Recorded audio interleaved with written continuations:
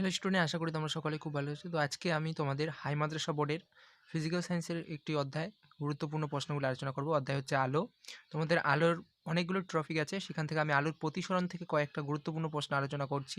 এই প্রশ্নগুলি তোমাদের যদি না হয়ে থাকে প্র্যাকটিস, তাহলে অবশ্যই কিন্তু প্র্যাকটিস করবে, ঠিক আছে? অতি গুরুত্বপূর্ণ এবং খুবই গুরুত্বপূর্ণ, এখান থেকে কিন্তু আসার সম্ভাবনা প্রবল রয়েছে। তো অবশ্যই কিন্তু সকলেই প্র্যাকটিস করবে। তোমরা যারা স্কুল বোর্ড থেকে আছো তোমরা এই কোশ্চেনগুলো প্র্যাকটিস করতে পারো, ঠিক আছে? কিন্তু মাদ্রাসা বোর্ডের জন্য খুব গুরুত্বপূর্ণ এই প্রশ্নগুলি। তো চলো দেখে নাও ৩ নম্বরের জন্য এবং ২ নম্বরের জন্য, ঠিক আছে? যেকোনো মানের আসতে পারে এখান থেকে। তো ১ নম্বর কোশ্চেন যেটা মোস্ট ইম্পর্টেন্ট, প্রিজমের মধ্য দিয়ে আলোক রশ্মির চ্যুতির ক্ষেত্রে প্রমাণ করো delta is equal to I1 plus I2 minus A, যেখানে চিহ্নগুলি প্রচলিত অর্থ গ্রহণ করে। এটি ৩ নম্বরের জন্য খুব গুরুত্বপূর্ণ রয়েছে, ঠিক আছে? এই কোশ্চেনটি আসতে পারে ঘুরিয়ে, যে কীভাবে আসতে পারে দেখো, প্রিজমের চ্যুতিকোণের রশ্মিমালা নির্ণয় করো। অথবা আসতে পারে এইভাবে, যে প্রিজমের আপতিত ও নিগত আলোকরশ্মির মধ্যবর্তী চ্যুতিকোণের সঙ্গে প্রিজমের প্রতিসারক কোণের সম্পর্ক নির্ণয় করো। অথবা এই কোশ্চেনটি ঘুরে আসতে পারে যে কোনো প্রিজমের মধ্য দিয়ে আলোর প্রতিসরণের ক্ষেত্রে দেখাও যে চ্যুতিকোণ delta is equal to I1 plus I2 minus A, যেখানে I1 ইজিক্যাল টু প্রথম প্রতিসারক তলে আপত্তন কোণ, I2 ইজিক্যাল টু দ্বিতীয় প্রতিসারক তলে আপত্তন কোণ, এ ইজিক্যাল টু প্রিজমের প্রতিসারক কোণ। তো এই ১ নম্বর কোশ্চেনটি দেখো তোমার কতভাবে ঘুরে আসতে পারে।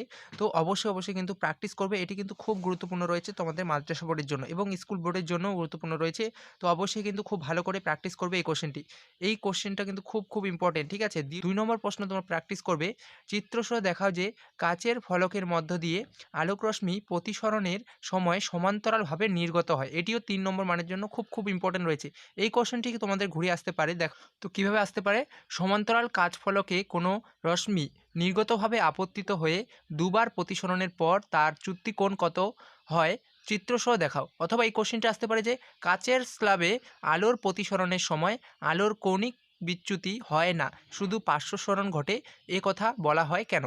এই কোশ্চেনটাও কিন্তু খুব গুরুত্বপূর্ণ রয়েছে। তো দেখো একটা কোশ্চেন কতভাবে ঘুরে আসতে পারে, আমি সবটাই কিন্তু আলোচনা করলাম। তো এই দুটো কোশ্চেন কিন্তু মোস্ট ইম্পর্টেন্ট, অবশ্যই কিন্তু প্র্যাকটিস করবে।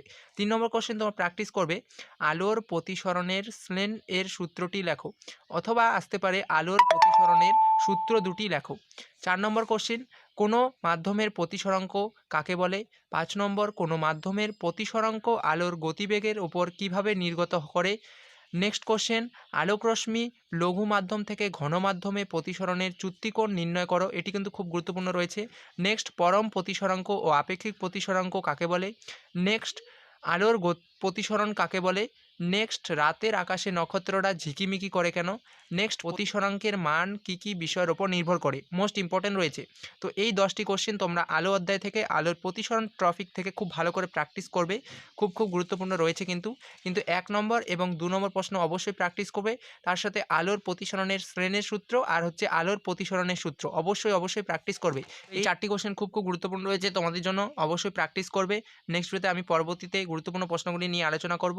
তো দেখা হচ্ছে কোনো নেক্সট ভিডিওতে। সবাই ভালো থেকো, সুস্থ থেকো।